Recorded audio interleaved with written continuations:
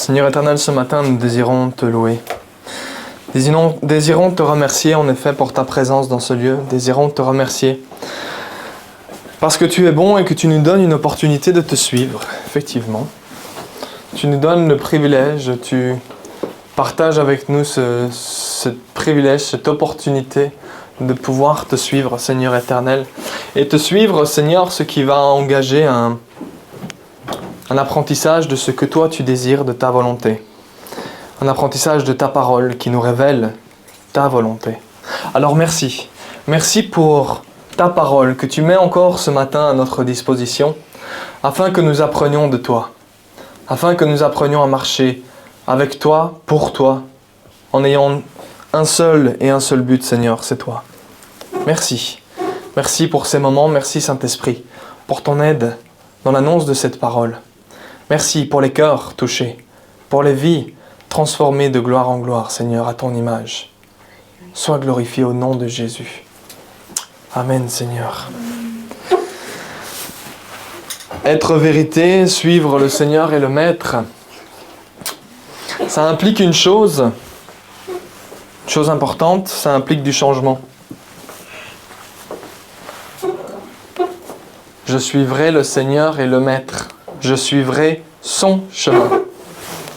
Plus mon chemin. C'est ça le choix. C'est soit je suis mon chemin ou je suis son chemin. Et c'est là le choix auquel nous sommes confrontés et dans toutes les opportunités que nous avons dans notre vie, nous sommes confrontés à ce choix de choisir notre chemin ou de choisir son chemin. Le suivre est le Seigneur et le Maître. Il a dit aux apôtres, venez, suivez-moi.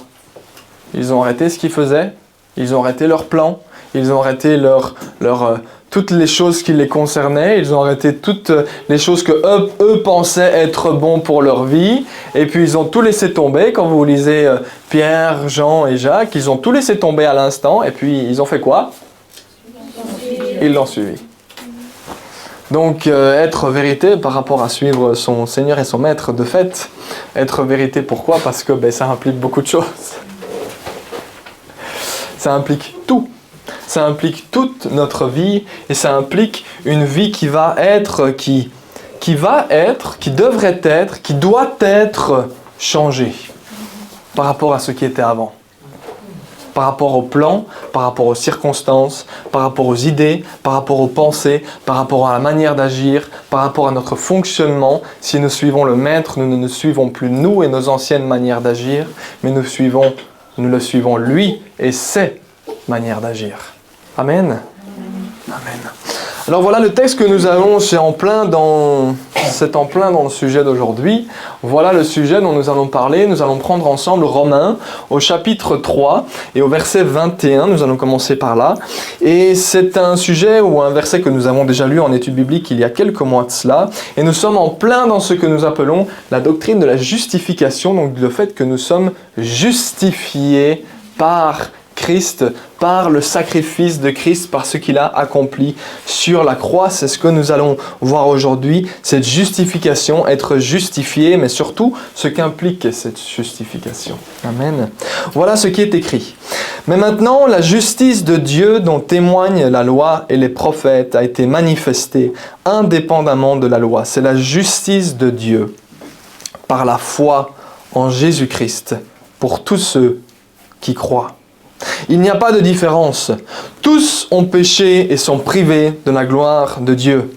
Et ils sont gratuitement déclarés justes par sa grâce, par le moyen de la libération qui se trouve en Jésus-Christ. C'est lui que Dieu a destiné à être par son sang une victime expiatoire pour ceux qui croiraient. Il démontre ainsi sa justice, puisqu'il avait laissé impunis les péchés commis auparavant à l'époque de sa patience. Il la démontre dans le temps présent, cette justice, de manière à être juste, tout en déclarant juste celui qui a la foi en Jésus. Amen. Amen. Nous avons vu dans l'étude biblique ce principe et nous nous souvenons que le chapitre d'après, dans le chapitre 4, un exemple va être choisi. Et l'exemple simple et ultime du principe de la foi, c'est l'exemple de qui ? D'Abraham. Dans le chapitre 4, c'est effectivement l'exemple d'Abraham qui va être choisi. Et un mot particulier va être utilisé, c'est que la justice nous a été imputée, elle nous a été donnée, elle a été imputée à notre foi. Nous avons expliqué dans cette étude biblique, et nous allons revenir et rester sur ce principe-là, sur une image de comprendre ce qui s'est passé. L'image que nous allons utiliser afin d'illustrer ce principe, ce que nous venons de lire, le fait que nous sommes justifiés, nous sommes rendus justes. Nous pouvons dire, mais de quoi est-ce qu'on parle ? Ça veut dire quoi que j'ai été rendu juste ? Qu'est-ce qu'il s'est passé ? Eh bien, voyez-le, et nous allons utiliser cette image-là aujourd'hui, voyez-le comme votre compte en banque.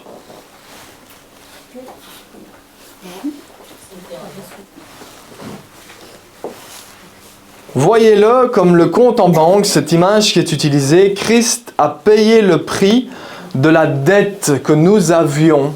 Nous avions une dette, nous étions endettés, d'accord ? Il a payé le prix sur cette croix.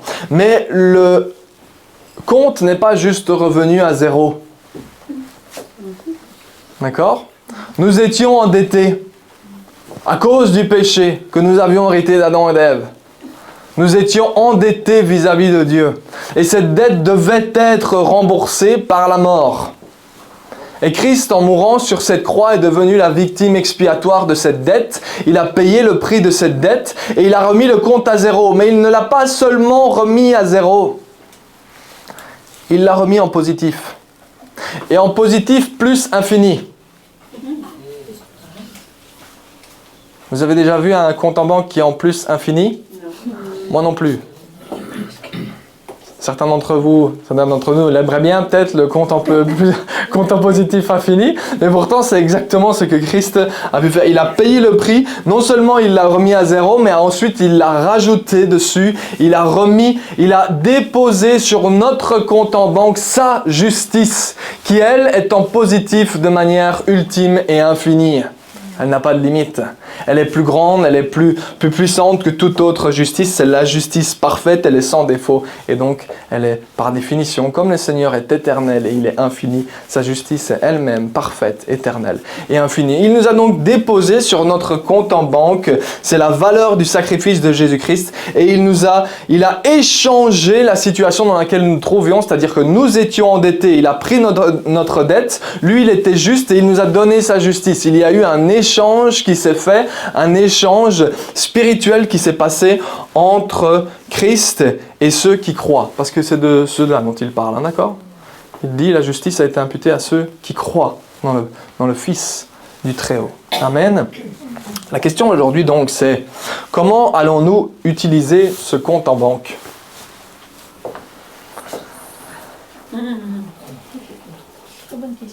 Allons-nous l'utiliser comme avant ? Celui qui nous a mis dans l'endettement, allons-nous l'utiliser comme avant, à la manière où nous étions lorsque nous étions dans l'endettement? Vous savez, quand vous faites des dettes, cette image bancaire, elle est particulièrement parlante parce qu'elle nous montre une image de la manière dont les choses se passent spirituellement, d'accord ? C'est une image terrestre, donc c'est une parabole réellement, une image terrestre d'une réalité spirituelle, mais la Bible effectivement nous annonce que nous étions endettés. Dans le monde aujourd'hui, avec la banque, vous pouvez être endetté, amen ? C'est possible d'être endetté. Comment être endetté ? Si vous commencez à faire des crédits. Et vous commencez à fonctionner à crédit. Et ces crédits, vous ne savez pas les rembourser parce que vous gérez mal les choses. Je vais m'impliquer, allez. Parce que nous gérons mal les choses. Et si nous gérons mal les choses et que nous faisons des crédits et que nous ne les remboursons pas, eh bien nous devenons endettés. Quand vous êtes endetté, où est-ce que vous finissez ? Normalement. Si vous êtes endetté de beaucoup, vous pouvez à la rue, mais allons-y, si nous devions aller un peu plus loin, nous pourrions dire, si nous faisions l'image assez simplement, quelqu'un qui qui est endetté, effectivement, il va finir en prison. Hein, d'accord ? On pourrait voilà, trouver ce... En tout cas, s'il ne paye pas, allez, il faut vraiment endetter à des grosses sommes. D'accord. Bon, vous allez finir dans la rue, ça vous va ? Vous êtes endetté ? La prison, c'est pas mal. La prison. D'accord, hein ? D'accord, l'image est pas mal, hein ? Non seulement on finit malheureux, mais à la fin on finit en prison. D'accord ? Quel cohue. On dit mort, prison, dans la rue, tout le monde va... L'endettement, il va nous amener vers cette mauvaise gérance, elle va nous amener dans l'endettement, elle va nous amener dans les ennuis, elle va nous amener dans le malheur, on ne sera plus payé, et à un certain moment donné ou autre, nous allons faire quelque chose ou commettre quelque chose afin de réparer cet endettement. Ce jour-là, vous finissez en prison par contre, d'accord ? Vous avez l'image complète ? Donc voilà. Eh bien, c'est le même, cet endettement physique dont nous parlons, c'est le même cas concernant ce que nous avons pu lire, ce que nous pouvons lire concernant Adam et Ève. Nous étions plutôt dans l'endettement spirituel. À cause de cet héritage, héritage c'est aussi un mot bancaire aussi, qu'on pourrait utiliser de manière bancaire, vous voyez, c'est même pas fait exprès. Et donc, à cause de cet héritage, nous partons déjà en négatif, d'accord ? Alors là, je vous fais le constat négatif, mais malheureusement, c'est la réalité des choses, d'accord ? Je ne sais pas vous l'expliquer autrement. Vous démarrez dans la vie avec un endettement spirituel. Vous êtes déjà endetté dès le départ, d'accord ? Vous comprenez l'image maintenant ? Vous démarrez et vous dites, mais c'est pas normal. Mais c'est pas mon problème que c'est pas normal. Je te dis que c'est la réalité des choses. Alors tu peux te retourner vers Adam et Ève, d'accord ? À la limite...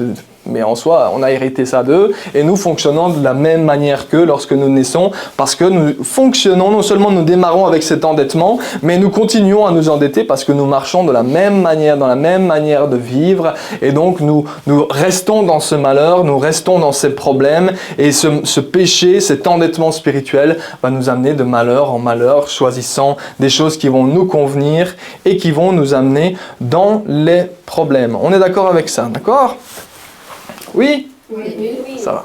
Christ a fait revenir ce compte non seulement à 0, mais à l'infini en positif. Donc si maintenant votre... oui, le signe infini, oui.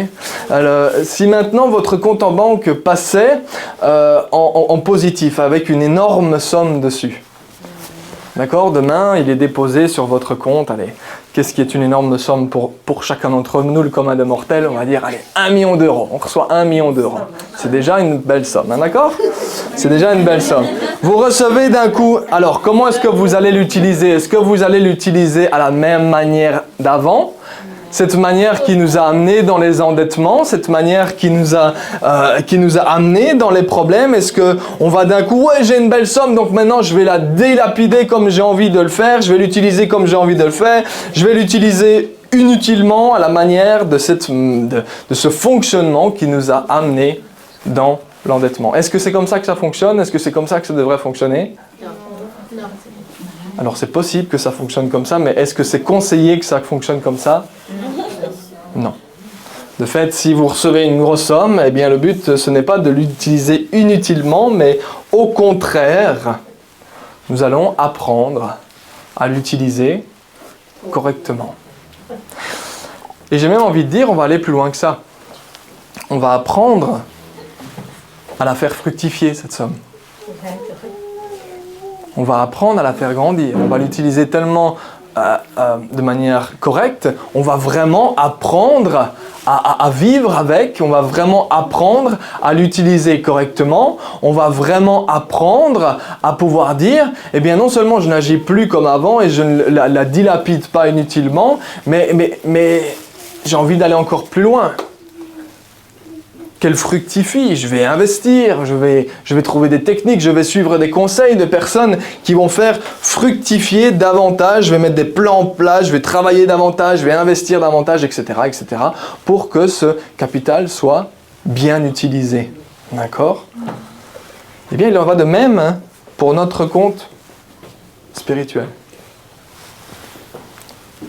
Est-ce que, vu que Christ a payé le prix et qu'il nous a non seulement remis à 0, mais qu'il nous a mis en positif plus infini, comment allons-nous utiliser cela ? Allons-nous agir de la même manière qu'avant? Ou allons-nous mettre des choses en place afin de ne plus tomber dans ce qui nous rendait malheureux et qui nous gardait dans l'endettement? D'accord? Nous voyons que cette nouvelle chance, c'est non seulement une nouvelle chance qui dit bah, « c'est bon maintenant, l'endettement a été payé », non, c'est une nouvelle chance qui va amener du changement. Du changement dans le fonctionnement. Ce compte en banque positif plus infini, il va amener un changement dans le fonctionnement.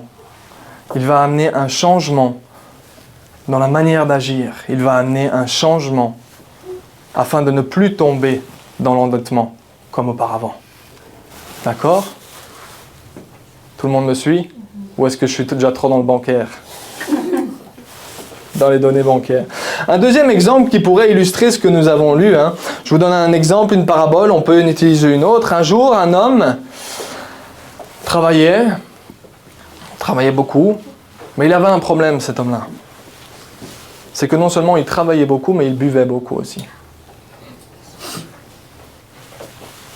Alors il va boire, et il va commencer à mal travailler, il ne va plus se présenter au travail. Et plus il va boire, et plus il va dépenser son argent, et plus il va rentrer dans les problèmes parce qu'il ne va pas savoir s'en défaire. Pour au final arrêter son travail, parce qu'il n'arrive plus à travailler tellement il est sous et dans l'alcool. Qu'est-ce qui va se passer? Il ne va plus savoir payer sa maison, il ne va plus savoir payer son loyer, il ne va plus savoir payer sa nourriture. Où est-ce qu'il va finir? Dans la rue. D'accord? Dans la rue, malheureux et sans un sou. Mais il est tellement pris par l'alcool que va-t-il faire? Il va en chercher de l'alcool. Par ses propres moyens. Plutôt que d'aller en payer, il va finir par en voler, il va finir par être arrêté, il va finir par être mis devant un juge qui va décider de son cas en disant « tu as volé » où finissent les voleurs? En prison. D'accord. On parle beaucoup de prison, on parle beaucoup de... Mais voilà qu'un homme va venir devant lui et va venir au jugement et va rembourser tout ce qu'il avait volé. Et non... Wow. Et non seulement il va rembourser tout ce qu'il avait volé, mais il va également payer sa caution afin qu'il sorte. Et il va dire au juge, peu importe la sentence que vous appliquez sur lui, appliquez-la d'abord sur moi, je prends sa sentence. Alors il va sortir de ce jugement avec cet homme et il va lui donner une somme d'argent tout à fait colossale parce que l'homme était tout à fait riche. Il va l'aider, il va aller jusqu'au bout dans ce qu'il va faire. Cet homme était tout à fait riche et va lui donner une somme colossale d'argent. Et il va lui dire de prendre soin de lui avec cet argent, de se retaper, de se remettre en ordre, de remettre les choses en place afin de pouvoir retourner au travail, afin de reprendre des conditions de vie qui sont normales, qui sont saines pour un être humain. Alors dites-moi un peu, si cet homme qui prend cet argent, il va tout dépenser de nouveau en alcool et se retrouve à nouveau dans la rue, a-t-il honoré l'homme qui a payé le prix pour lui et a-t-il honoré l'argent qu'il a pu lui donner? Non, bien sûr que non. Mais il va, et la bonne solution et ce qui va être enseigné, c'est qu'il va apprendre à vivre d'une nouvelle manière afin de ne plus tomber dans ce qui le détruisait. On est d'accord avec ça? Afin de ne plus finir dans cet endettement, afin de ne plus aller devant le juge. Eh bien, il en est exactement le même pour chacun d'entre nous, ici présent. Le message principal de l'Évangile, c'est que Christ a payé pour nous, afin que nous connaissions le Père, afin que nous ayons une relation avec le Père, et cela va impliquer un changement. Une transformation, un changement de manière d'agir, non seulement à l'extérieur, mais il va surtout, lui, nous transformer à l'intérieur. Et ce qui est à l'intérieur va tellement être transformé que ça va rejaillir sur l'extérieur. Notre cœur va être changé, c'est ce qu'il annonce auprès des prophètes, dans l'Ancien Testament. Il leur dit un jour, je leur ferai, je placerai mon esprit en eux. mais leur cœur sera pour moi. Et parce que leur cœur est pour moi, les actions vont suivre. Donc nous voyons que c'est ce que je vous explique là, c'est l'aspect normal, c'est la norme de la bonne nouvelle. D'accord ? Christ mourant sur la croix nous sauve, nous réconcilie avec le Père, non pas pour que nous agissions comme avant, mais pour que nous agissions différemment en suivant son chemin et sa manière d'agir. Ce qui est expliqué aujourd'hui, c'est presque la première ligne de ce que peut amener la nouvelle naissance, c'est-à-dire cette repentance, ce changement. On parle de repentance et aujourd'hui, ça paraît presque comme une insulte en disant « Repentez-vous !» Pourtant, ce qu'il disait, c'est « Change. Change d'attitude. Change de manière d'agir. Change, et encore change. » On voit que c'est la première chose que Jésus va annoncer. C'est la première chose que Jean-Baptiste va annoncer aussi. Il va dire « Repentez-vous car le royaume des cieux est proche. » Changez d'attitude, changez de fonctionnement. Et nous allons voir, et c'est le deuxième passage que nous avons aujourd'hui, qu'un des passages des Actes des Apôtres va bien illustrer ce principe. Vraiment le b.a.-ba, la première ligne du fonctionnement de la mauvaise nouvelle, de la bonne nouvelle. Qu'est-ce qu'il nous dit ? Actes chapitre 2, verset 37, il est écrit « Après avoir entendu ce discours, c'est-à-dire le discours que l'apôtre Pierre a pu donner, juste après que le Saint-Esprit soit descendu sur chacun d'entre eux, il est écrit « Après avoir entendu ce discours, ils eurent le cœur vivement touché. Et dirent à Pierre et aux autres apôtres. » Les hommes qui étaient là, qui avaient entendu ce message, ont posé la question à Pierre et aux autres apôtres en disant « Frères, que ferons-nous ? Que devons-nous faire ? Parce que tu nous as annoncé que le Messie était là, qu'il était le fils de David, qu'il était bien arrivé. Qu'est-ce qu'on doit faire ?» Et voilà ce que Pierre va leur dire. Il va leur dire « Repentez-vous. Changez d'attitude. Changez d'attitude et que chacun de vous soit baptisé au nom de Jésus-Christ pour le pardon de vos péchés et vous recevrez le don du Saint-Esprit. En effet, la promesse, c'est pour vous, pour vos enfants et pour tous ceux qui sont au loin, en aussi grand nombre que le Seigneur, notre Dieu, les appellera. » Et par beaucoup d'autres paroles, il rendait témoignage et les encourageait en disant « Sauvez-vous de cette génération pervertie. » Qu'est-ce qu'il est en train de dire lorsqu'il dit « Sauvez-vous de cette génération pervertie » ?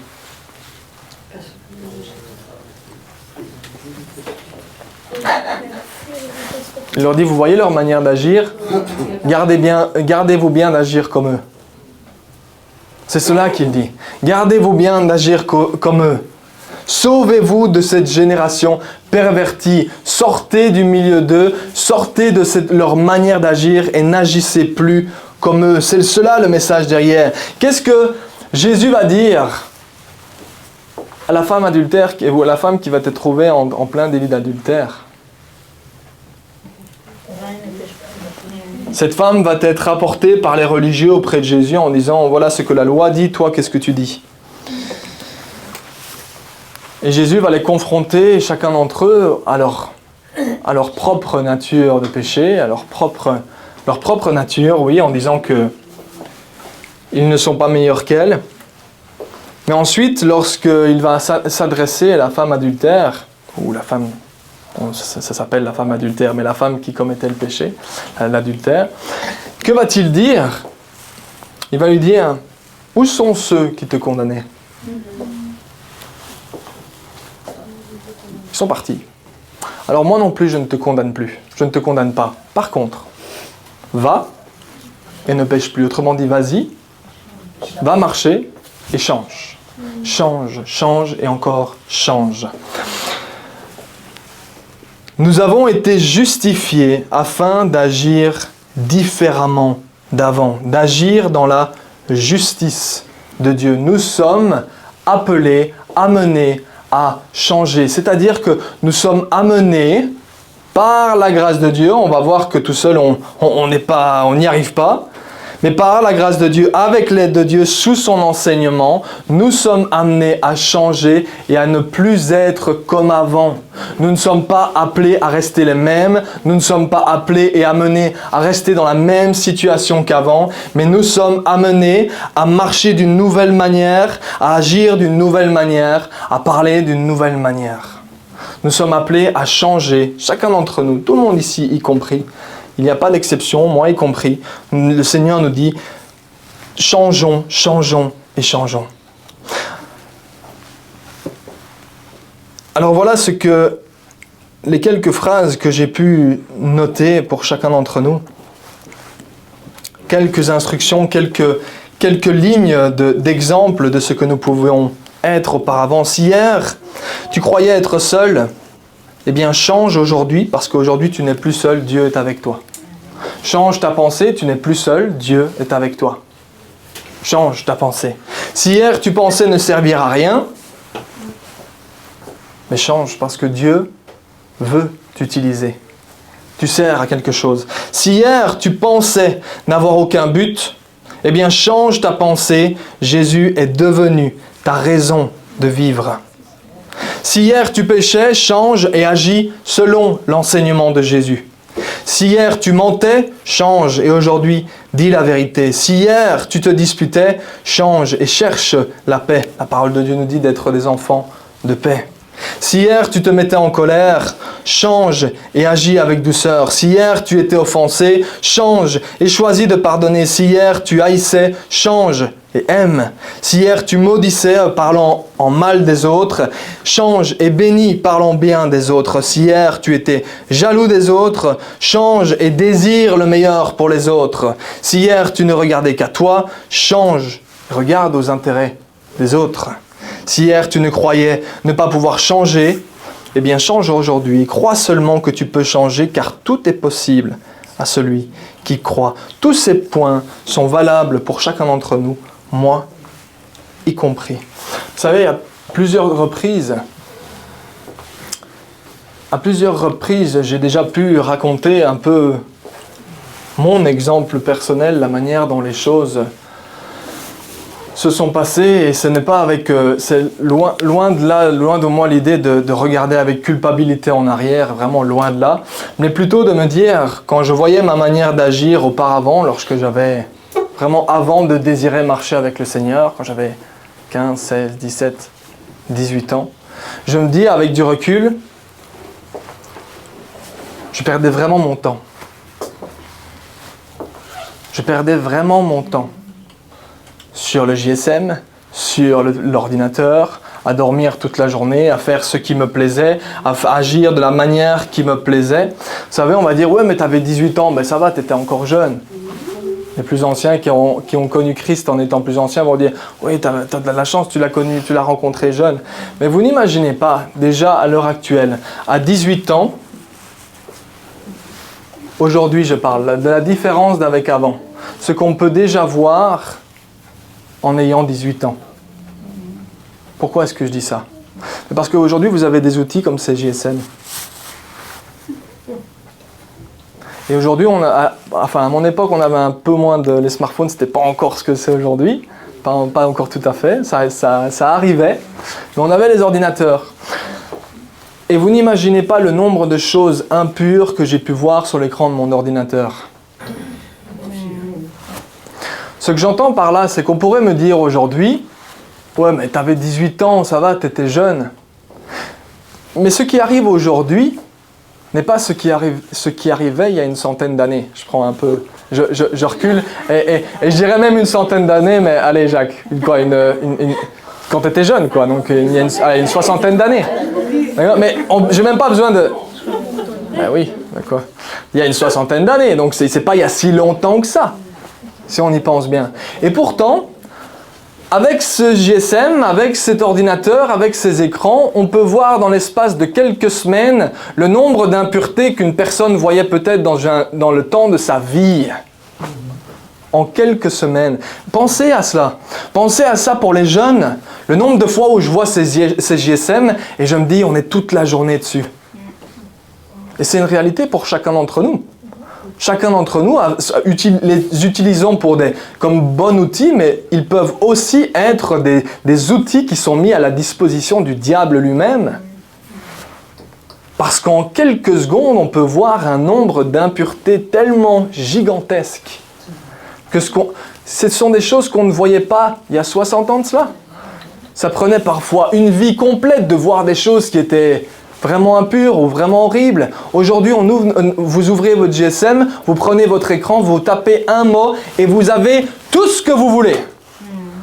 Toutes les images les plus sordides, les plus horribles, les plus impures, les plus remplies de débauche, tout, vous pouvez faire tout ce que vous voulez. Donc on va me dire, oui, tu avais 18 ans, mais je peux vous dire que le nombre de choses que j'ai vues quand j'avais 18 ans, c'était peut-être l'équivalent en quelques mois de ce qu'une personne 100 années avant avait vu dans l'espace de sa vie. Donc est-ce que ça laisse des séquelles? Est-ce que ça laisse des traces, ce genre? Mais bien sûr que oui, il y a des traces. Bien sûr que oui, ça a une influence sur ce que nous voyons, sur ce que nous pensons. Alors je regarde en arrière par rapport à ça, et je me dis, Seigneur, merci. Merci parce qu'il y a eu un changement. Non pas grâce à moi, n'est-ce pas? Non pas grâce à moi. Mais parce que tu m'as permis, parce que mon désir, c'est j'ai appris, quelqu'un m'a annoncé, quelqu'un m'a parlé, et d'un coup, le désir, c'est toi qui me l'as donné, de faire ta volonté. Et à partir de ce moment-là, eh bien, mon désir, mon cœur, c'était vraiment de faire ta volonté. Et à partir de ce moment-là, tu as touché mon cœur, tu m'as guidé à gauche et à droite, tu m'as montré ce qui allait et ce qui allait moins bien. Tu m'as montré comment rectifier les choses, tu as été là avec moi. Mais est-ce qu'il y a eu un changement entre les deux? Bien sûr que oui, qu'il y a eu un changement entre les deux. Heureusement d'ailleurs. Pourquoi? Grâce à moi? Grâce à mes efforts? Grâce à qui je suis? Non. Uniquement grâce à lui. Uniquement parce qu'il a été présent, parce qu'il a touché, parce qu'il a parlé, parce qu'il a montré, parce qu'il a mis des personnes sur mon chemin qui m'ont permis d'être éclairé par rapport à certaines choses. Et encore aujourd'hui. Mais est-ce que la marche du chrétien implique un changement? Oui. Bien sûr que oui. Bien sûr que oui. Bien sûr que oui, ça implique un changement. Nous l'avons dit tout à l'heure, je suivrai mon Seigneur et mon Maître. Mais je choisis mes plans, ce que moi j'avais planifié. Je peux dire que le jour où je suis devenu engagé, vraiment plus engagé dans ma foi, j'avais des plans pour ma vie, ils ont été changés ces plans. Ils ont changé, ils ont été modifiés ces plans. Pourquoi? Parce que le Seigneur, parce qu'à partir de ce moment-là, il y avait une décision de dire, Seigneur, je veux faire ce que toi tu veux, non pas ce que moi je veux. Et puis le Seigneur a dit, ok, tu veux faire ce que moi je veux, ok, je vais te mener dans la direction que moi je veux. Il y avait ce désir, il y avait ce choix, mais qui a amené un changement. Aujourd'hui, c'est vraiment juste prendre conscience que l'enfant de Dieu est amené à changer. Je sais, pas par ses propres forces, on y arrive juste après, pas par ses propres forces, mais réellement à être détaché, à apprendre à se détacher de la manière d'agir que nous avions avant ou que nous pouvons encore voir aujourd'hui. Aujourd'hui, on a ces smartphones avec TikTok et avec les shorts, là, les vidéos qui durent 20 secondes et on est tellement influencé par ce genre de choses parce que maintenant les gens ils s'habillent comme ça, maintenant les gens ils font leur maison comme ça, maintenant, alors il y a des choses utiles. J'ai pas dit que tout était à mettre à la poubelle, d'accord? Mais oui, mais maintenant les gens ils font comme ça, donc moi je vais faire comme ça. Et on ne s'en rend pas compte, mais en 10 secondes, on est influencé par des choses constamment.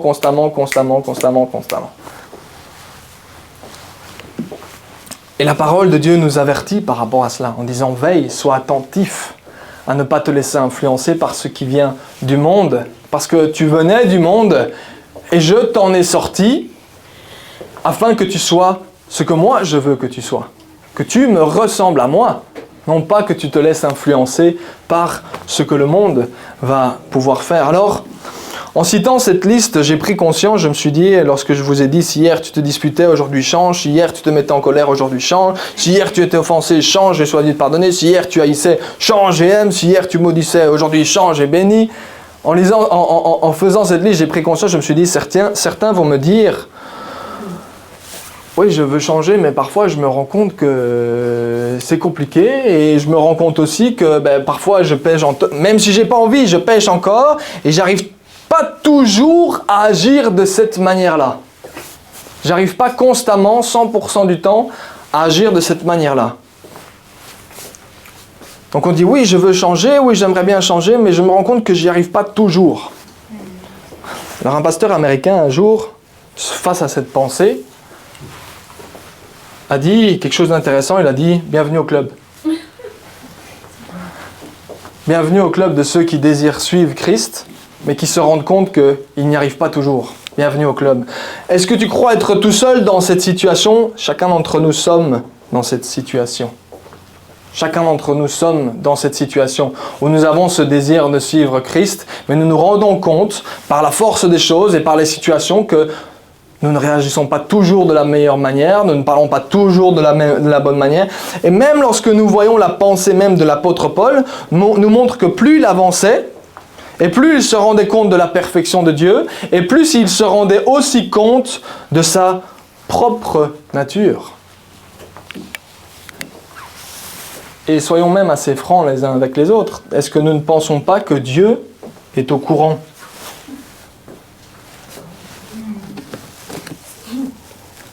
Non seulement au courant des choses qui ne vont pas chez nous, des choses qui vont chez nous, mais aussi des choses qui ne vont pas. Il est même plus au courant de nos péchés que nous commettons que nous ne savons pas, et lui, il les connaît par contre. Donc il est plus encore au courant de nos fautes et de nos péchés que nous-mêmes. Ça m'a touché un jour quand j'ai entendu cet enseignement qui me disait « Tu te rends compte que Christ est mort même pour les péchés que toi tu ne connais pas, que tu commets et que toi tu ne sais pas. » Et c'était vraiment « Seigneur, ta grâce est tellement grande. » Effectivement, qu'est-ce qui t'est caché? David dira « Où pourrais-je fuir pour me cacher à ton regard ? Où pourrais-je fuir loin de ta présence? Tu vois toutes choses, tu connais toutes choses, tu sondes mes reins, tu sondes mon cœur, tu sais exactement ce qu'il y a dans mon cœur. » Alors est-ce que je suis en train de dire que Dieu est d'accord avec le péché? Non, je n'ai pas dit ça. Mais il est plus au courant de nos propres fautes que nous-mêmes. Et c'est pour cela qu'il a envoyé son Fils, afin que nous changions. Changer tout seul, non, je le répète, impossible de changer tout seul sans lui. Impossible. Ce que Dieu veut, ça a été dit encore tout à l'heure, que des cœurs qui sont vrais. Ce que Dieu veut, ce sont des cœurs d'hommes et de femmes qui veulent changer, qui veulent faire sa volonté, qui ont ce désir de faire sa volonté. Et lui, à ce moment-là, il va honorer ce désir. Il va honorer ce désir en y répondant, en nous transformant de l'intérieur, en nous façonnant à son image, en marchant avec nous, en nous enseignant par sa parole, par les personnes qui sont autour de nous, par son Saint-Esprit, en nous enseignant et en nous aidant à tout mettre en place, à nous discipliner dans notre vie afin que les choses qui arrivaient avant n'arrivent plus, afin que nous changions. C'est lui qui change de l'intérieur, mais c'est lui aussi qui nous enseigne à veiller et à mettre des choses en place afin que nous ne vivions pas comme avant, mais que nous vivions transformés. Nous voyons que tout vient de lui. C'est pour cela que nous pouvons dire que tout le mérite lui revient. Parce que c'est lui qui nous touche, c'est lui qui nous éclaire, c'est lui qui nous rend capables, c'est lui qui nous enseigne, c'est lui qui nous apprend comment veiller, c'est lui qui place les personnes autour de nous qui vont nous dire « Thomas là, attention, Thomas là, attention, Thomas là, attention ». C'est lui qui permet à ce que nous grandissions. Alors est-ce que nous avons une responsabilité? Est-ce que je suis en train de dire qu'il faut baba cool? Bien sûr que non. Il va nous enseigner afin que nous veillions également, afin que nous mettions en place des choses pour que ça n'arrive plus.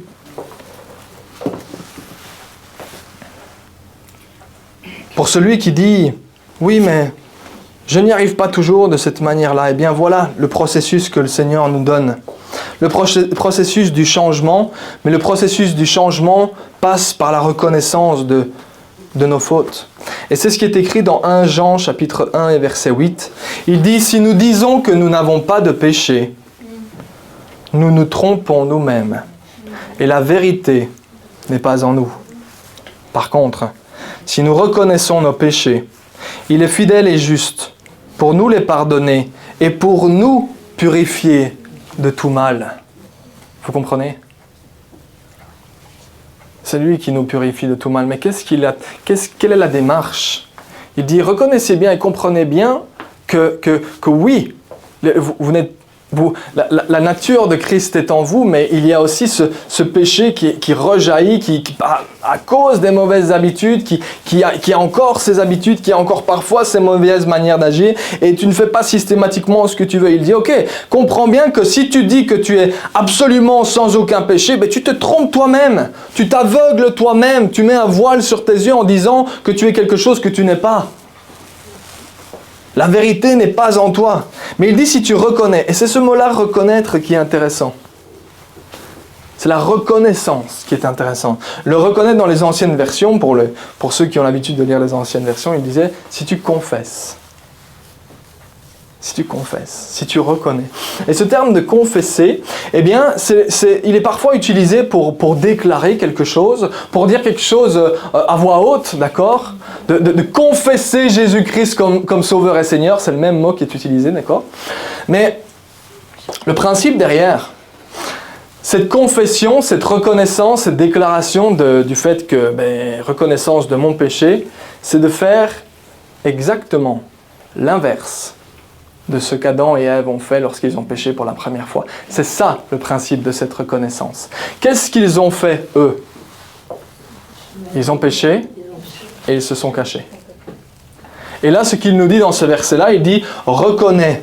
C'est-à-dire, c'est pas celui qui fuit Dieu et qui se cache, c'est celui qui a pris conscience de son péché, de sa faute, du fait qu'il est passé à côté de ce que Dieu voulait, et plutôt que de fuir en disant « mais Dieu ne me veut plus et Dieu n'est plus là », non, il dit « non, l'inverse, change, va vers Dieu ». C'est cela, le reconnaître, c'est ça, c'est va vers Dieu avec ce désir.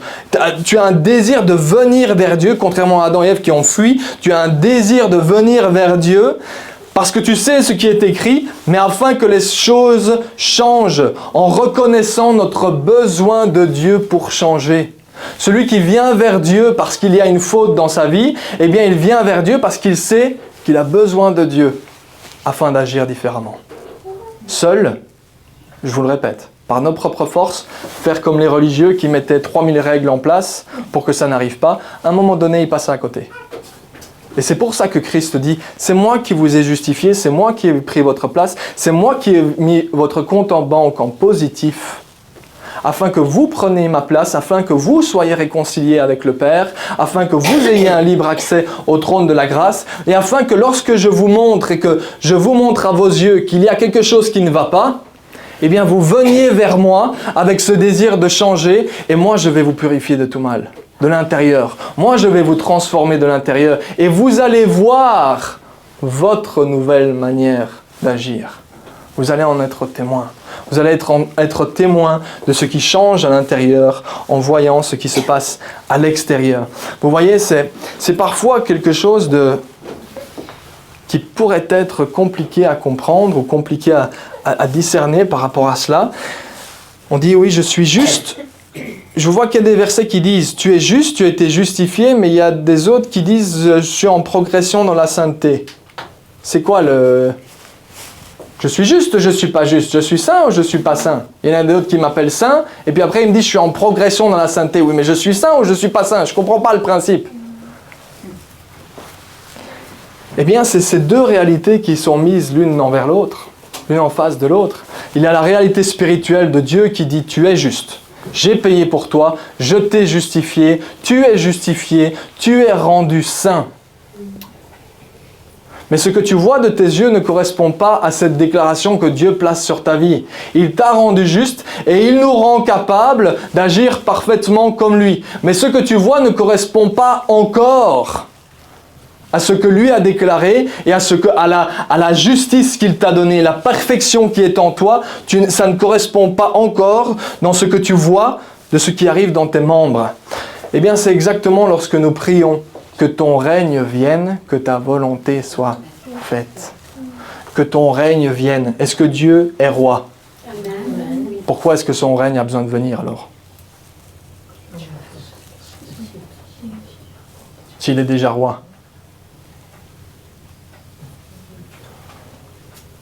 C'est parce qu'il y a besoin que ce règne s'établisse en nous. Que la réalité spirituelle devienne, celle que Dieu a établie, devienne également ce que nous voyons. Il a amené le ciel sur la terre.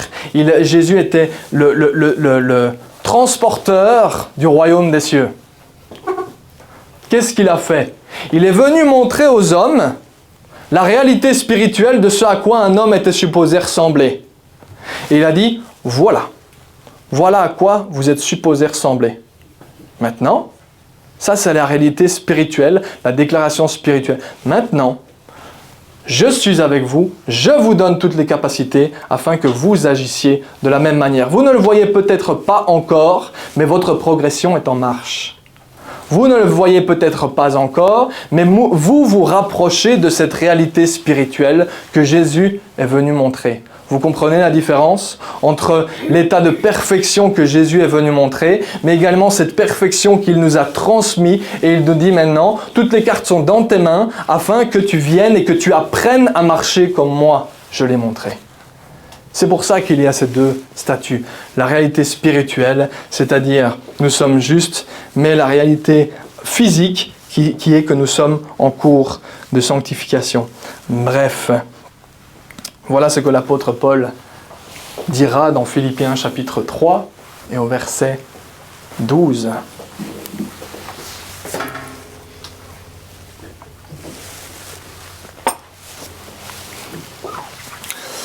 Dans son contexte à lui, il parle des choses qui étaient glorieuses aux yeux des hommes. Mais ce texte est valable pour ce qui est tout à fait humain.